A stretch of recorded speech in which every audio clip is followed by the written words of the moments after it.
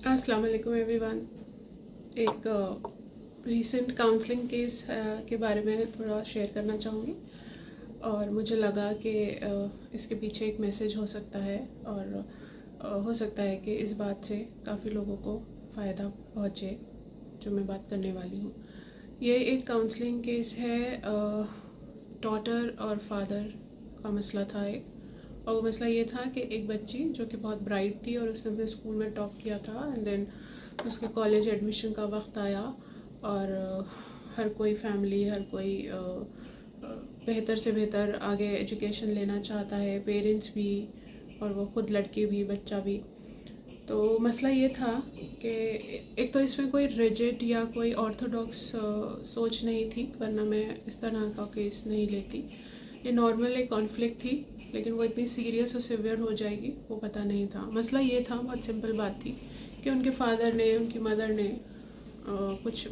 Dos and don'ts रखे होंगे सामने कॉलेज जाने से पहले या एडमिशन से पहले कि तुम इस तरह के कपड़े पहन के जाओगी, ये तुम्हारा पहनावा इस तरह का रहेगा और इस चीज़ का ख्याल रखना, ये करना ये ना करना। Specifically I am talking about dressing sense. लेकिन उस लड़की में एक स्टबननेस थी, एक अकड़ थी और वो एक नॉर्मल बात फैमिली मेम्बर्स के बीच में होती है। वो बढ़ते बढ़ते वो एक कॉन्फ्लिक्ट में तब्दील हो गई और फिर वो एक सीरियस कॉन्फ्लिक्ट में तब्दील हो गई, इतनी ज़्यादा कि उस लड़की ने कॉलेज में एडमिशन लेने से मना कर दिया कि मैं अगर कॉलेज कंटिन्यू करूँगी, कॉलेज जाऊँगी तो मैं यही पहनूँगी, इस तरह के कपड़े पहनूँगी, ये सब नहीं पहनूँगी, जो भी उन्होंने कंडीशंस रखी होंगी। लेकिन इसकी मुझे श्योरिटी है कि वो कुछ सफोकेशन और सप्रेस वाली बात नहीं थी कि बहुत ही कुछ रिजिड या ऑर्थोडॉक्स नहीं था उसमें।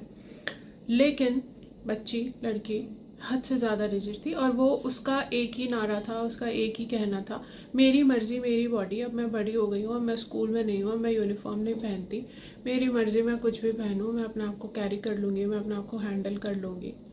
और वो बढ़ते बढ़ते बात ऐसी हो गई। बहरहाल उसी से मुझे ये आइडिया आया आर्टिकल लिखने का। ये आर्टिकल के बारे में ही मैं वीडियो बना रही हूँ। It's like a caption for my article, जो मैं थोड़ा सा वीडियो फॉर्म में भी उसको रिकॉर्ड कर लेती हूँ। तो फादर, ब्रदर, हस्बैंड, बेटा, बॉयफ्रेंड, ये रिश्ते जहाँ आपकी अहमियत होनी चाहिए और जब ये मसला आता है पहनावे का तो आपकी अहमियत ज़ीरो हो जाती है, क्योंकि वेमेन एम्पावरमेंट का ज़माना है, क्योंकि फेमिनिस्ट बात होती है हर जगह पर। तो 1960s में समवेयर मैं पढ़ रही थी कि बॉडी शेमिंग के अगेंस्ट बहुत सारी मूवमेंट्स आई थी और बहुत सारे ऐसे आवाज़ें उठी थी कि बॉडी शेमिंग के पे काम करना चाहिए, इंसान को किसी को नीचा नहीं दिखाना चाहिए, किसी का बॉडी के हिसाब से मजाक नहीं उड़ाना चाहिए, वो बहुत दुबला है या बहुत मोटा है या काला है या गोरा है या पिंपल्स हैं या कुछ भी। तो ये उन लोगों के लिए आया था जो लोग परेशान हो जाते थे दूसरों की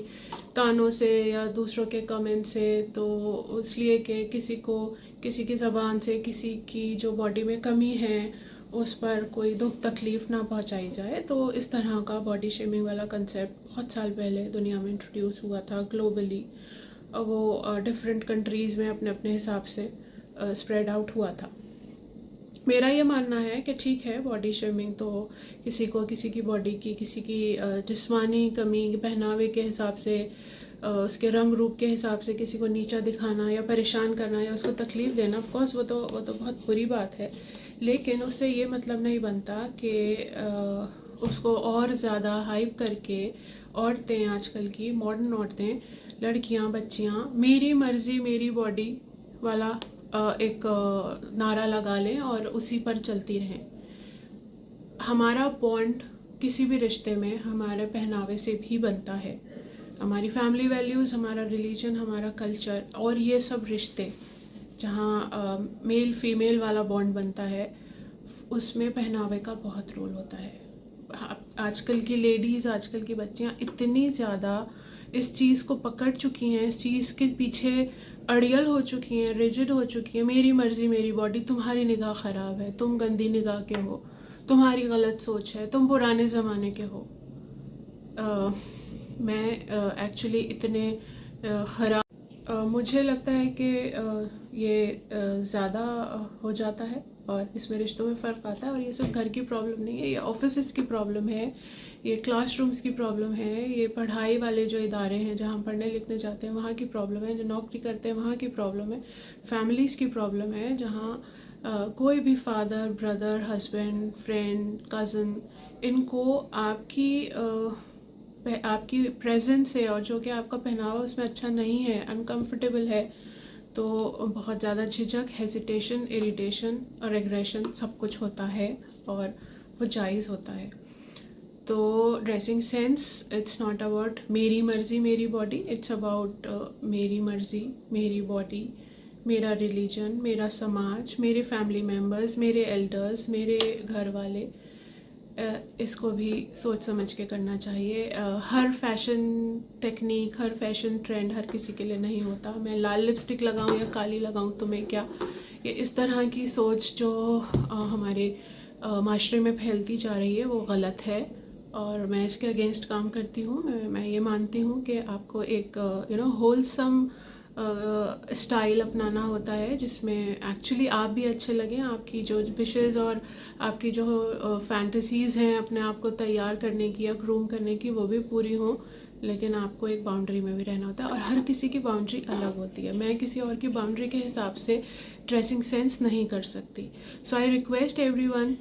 जो लोग ऑलरेडी इस चीज़ को फॉलो कर रहे हैं, वेल एंड गुड, लेकिन मैं हर उस लेडी से रिक्वेस्ट करूँगी, उस बच्ची से रिक्वेस्ट करूँगी कि ये मेरी मर्ज़ी मेरी बॉडी के कंसेप्ट से प्लीज़ बाहर आएँ, थोड़ा दूसरों के बारे में भी सोचें, थोड़ा कंफर्ट लेवल सोचें, देखें, समझें दुनिया का, समाज का, और उस हिसाब से अपना फैशन, उस हिसाब से अपनी चॉइसेस रखें। और मैं उन मेल मेंबर्स से भी रिक्वेस्ट करूँगी कि इस बात को अच्छे से कम्युनिकेट करें ताकि आगे प्रॉब्लम ना आए, क्योंकि ये लेवल, इस तरह की कॉन्फ्लिक्ट्स जो हैं वो बहुत हाई लेवल चली जाती हैं, जैसे डिवोर्स तक हो जाती है, ऑफिस में प्रॉब्लम हो जाती है, बहुत अजीब केसेस बन जाते हैं कि मुझे ऐसा कहा या मुझे ऐसे देखा, हालांकि उसके पीछे एक मर्द की इंटेंशन वो नहीं होती।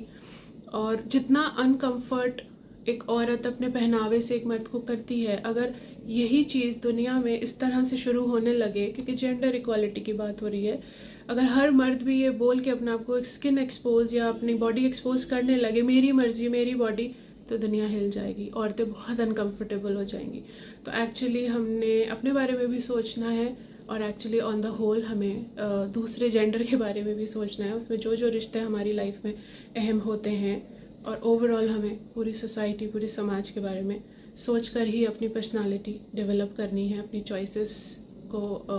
अपने अंदर अपनाना है। तो ये आर्टिकल पढ़िएगा, आई एम श्योर कि इसके पीछे एक मैसेज है, कोई नॉनसेंस नहीं है, और शायद ये किसी के काम आ सके और किसी को थोड़ा सोचने में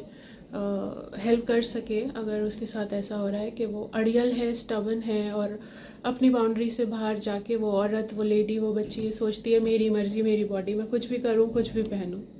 थैंक यू सो मच।